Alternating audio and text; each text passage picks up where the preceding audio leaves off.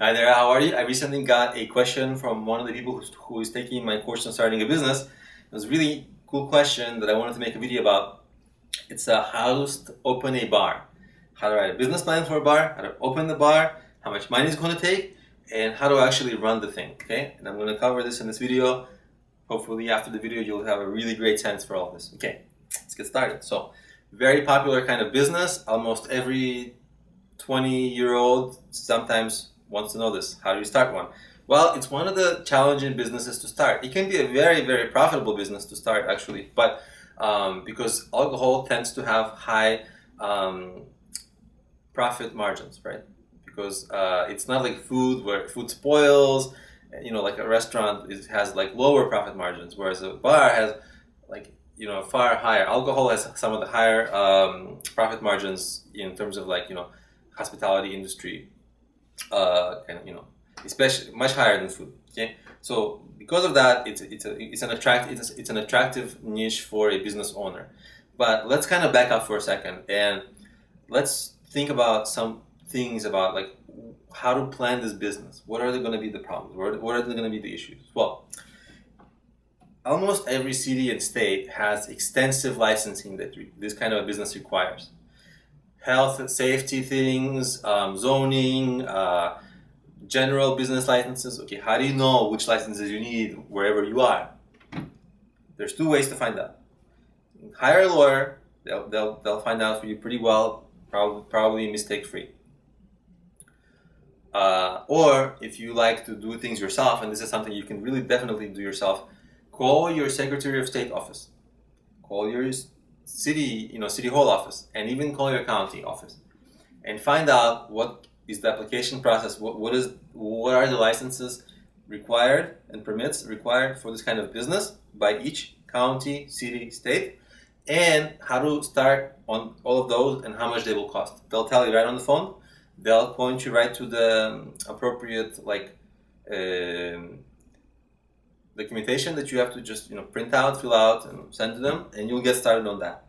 Okay, that's going to be fine. Now, there's two other things.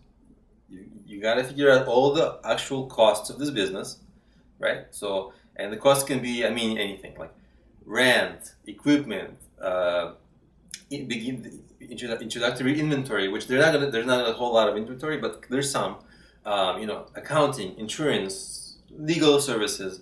You might have some payroll, you might remodel, right? Like it just goes on and on and on, right? So you have to create what's usually called a cash flow balance sheet or cash flow statement. And it's basically the cash flows of your business. Before you start your business, it's very simple. There's mostly cash flows out, the spending. But you have to itemize it, right? And in different places in the country or the world, it will cost different. If you're opening a bar in New York, the rent will be incredibly different than if you're opening the bar in somewhere in Arizona, in a suburb. Okay, it's just night and day different. So I can't tell you this is how much it's going to cost because wherever you are, the costs are going to be different. The licenses are going to cost you more in different places. The payroll is going to cost you more. The remodeling is going to cost you more. So basically, right? So it's a sliding scale. Like opening a bar can cost as little as if you're somewhere where things are cheap. It can cost as little as a few tens of thousands of dollars for like everything, or even less if you can do a lot of the things on your own, to maybe like $500,000 sometimes, right? Because sometimes even if you do everything right, sometimes what if you don't get your liquor license? Like you can operate this business, and some cities will just make you wait and wait and wait. There's like a complex process, and if your business, is a bar, can't start. So you might have everything ready to go, and then you might have to wait a month, another month, 6 months. Maybe some businesses it can be brutal. I've known a business that had to wait 6 months or maybe close to a year. Maybe somewhere they had to wait between 6 and 8 or months, something like that. And right, and everything's ready to go, and they're just bleeding money. So it can be costly, and the cost can just balloon. Okay, so raising money for this kind of business is very hard. You might have to take out a loan, which is not a recommended thing to do, but a lot of people do it. Well, some people do it. It's really not recommended because it's too risky.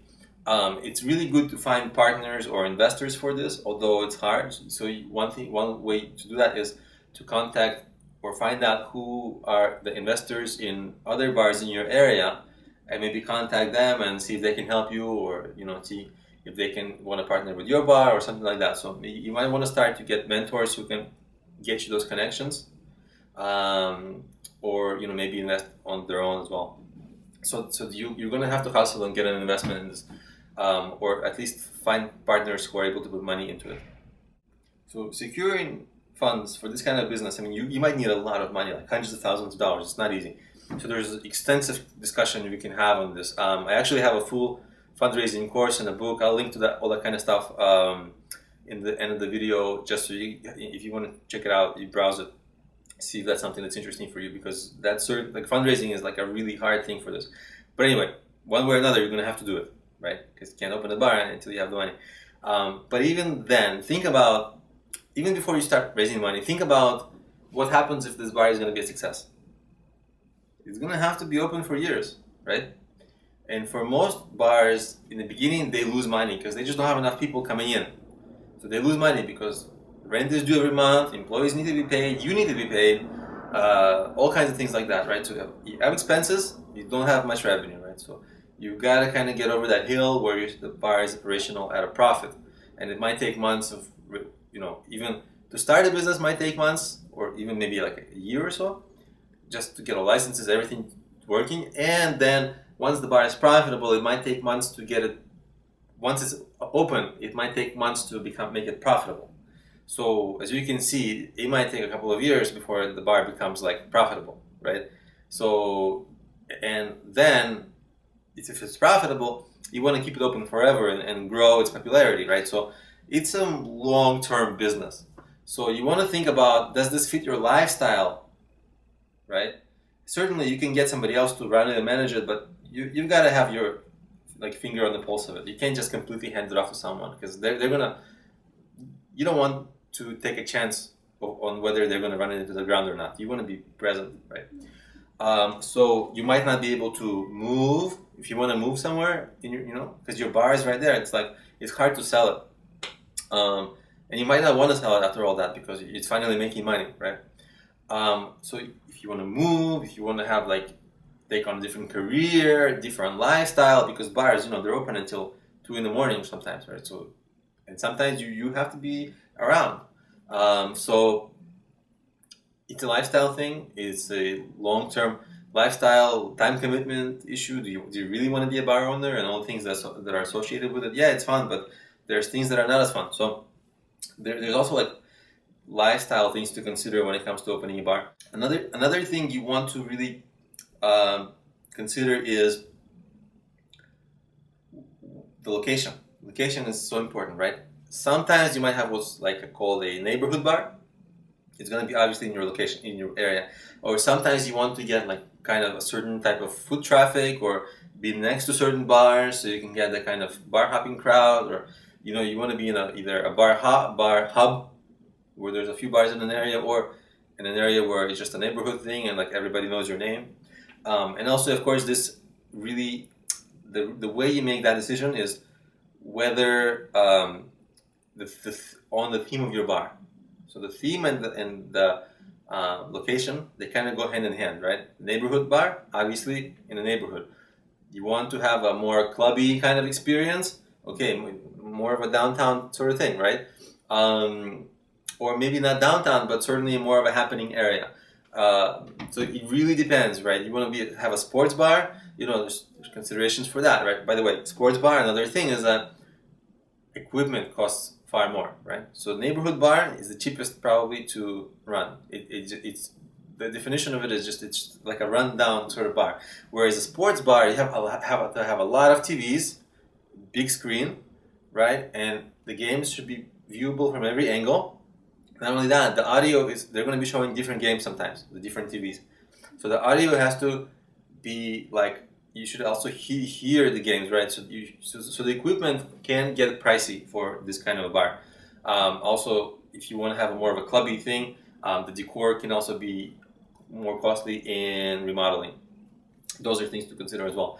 Anyway, so those are all the costs and setup and things like that. God, I still have to talk about how to market this thing. Basically, you promote this thing as a local service, largely, and also, of course, you want people to bring their friends, right? So you certainly want people to have fun, get their friends, happy hours, all those things. But you also want people to find you online. If they're searching for a neighborhood bar or a cool bar in your area, you want to be like top 10 bars for this, top 10 bars for that, and get journalists to write about it. You want to be on Yelp, you want to have your own website, you want to rank in Google, all those things. I'm probably just not going to talk about it extensively because the video already ran very long. But just to give you a brief kind of, I also have a local business marketing course that I'll also link to in the description of this video, because I think, for this kind of a bar, it's extremely important. For this kind of a business, it's extremely important. So what you really want to do is make sure people can find you on Google. Certainly with foot traffic, if the rent for your location doesn't break the bank, you want people to talk about it. You want journalists to talk about it. You might want to have like events, like city events, like bar crawls, tour guide things that end at your bar, right? Get foot traffic in. So things like that do really well at promoting the bar.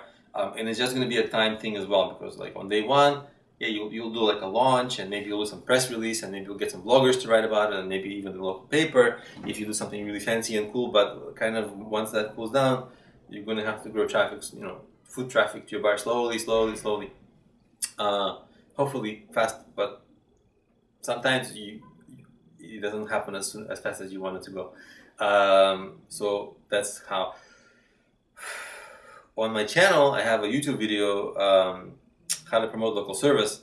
You can I think if you search for Google for how to promote a local service, my video comes up. So you can take a look at that. And the course that I have is far more extensive.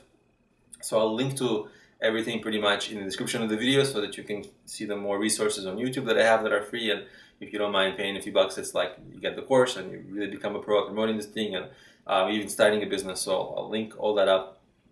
And then you'll be on your way, right, to a great bar. And then when you're successful, free drink from me. I'm calling it right now. Anyway, if you like the video, give it a thumbs up, and subscribe to the channel, because then it lets me say I'll see you in the next video, right? Because I always have that line like, well, I'll see you in my next video, but I can't say that unless you've subscribed. So subscribe to the channel, and I'll see you in my next video.